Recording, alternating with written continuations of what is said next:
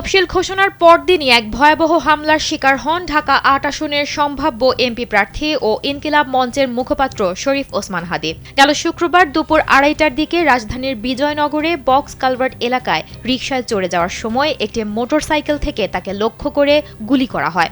দুর্বৃত্তরা সরাসরি তার মাথায় গুলি করে।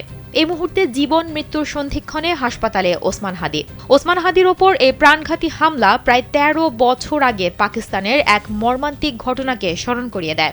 ২০১২ সালের ৯ অক্টোবর এমনই এক হামলার শিকার হয়েছিলেন নারী শিক্ষার অধিকারের প্রতীক মালালা ইউসুফজাই।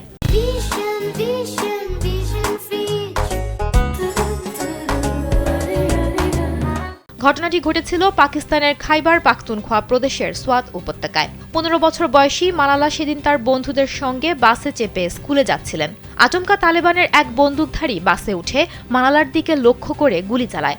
বুলেটটি তার মাথার এক পাশ ভেদ করে বেরিয়ে যায়। আঘাত এতটাই মারাত্মক ছিল যে প্রথম কয়েক ঘণ্টা চিকিৎসকরা তার বাঁচার কোনো আশাই দেখতে পাননি। মালালাকে দ্রুত পেশোয়ারের একটি সামরিক হাসপাতালে নিয়ে যাওয়া সেনা নিউরোসার্জন কর্নেল জুনায়েদ খান তাকে পরীক্ষা করে দেখেন এবং নিশ্চিত হন তার অবস্থা অস্থিতিশীল। ৪ ঘণ্টার মধ্যে মস্তিষ্কে ফোলা বেড়ে যাওয়ায় জীবনের ঝুঁকি আরও বাড়ে। জরুরি অস্ত্রোপচারের সিদ্ধান্ত নেওয়া হয়। প্রথম দিকে মালালার পরিবার অস্ত্রোপচারে রাজি না হলেও জুনায়েদ খান তাদের বোঝাতে সক্ষম হন যে অস্ত্রোপচার না করলে মালালার মৃত্যু হতে পারে অথবা সে কথা বলার ক্ষমতাও হারাতে পারে। অবশেষে মধ্যরাতের পর অস্ত্রোপচার শুরু হয়।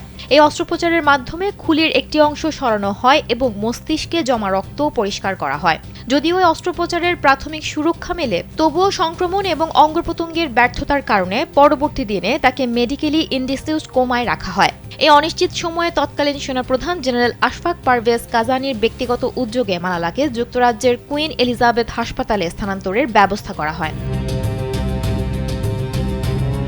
চিকিৎসকদের মতে মালালার বেঁচে যাওয়ার পেছনে কয়েকটি কারণ কাজ করেছে। সেগুলো হলো গুলি সরাসরি মস্তিষ্কের মূল অংশে লাগেনি, দ্রুত চিকিৎসা এবং সময় মতো অস্ত্রোপচার, এবং সর্বোপরি আধুনিক চিকিৎসা ব্যবস্থার কার্যকর ব্যবহার। দীর্ঘ চিকিৎসা এবং পুনর্বাসনের পর কয়েক সপ্তাহের মধ্যেই মালালা হাঁটতে, লিখতে এবং পড়তে সক্ষম হন।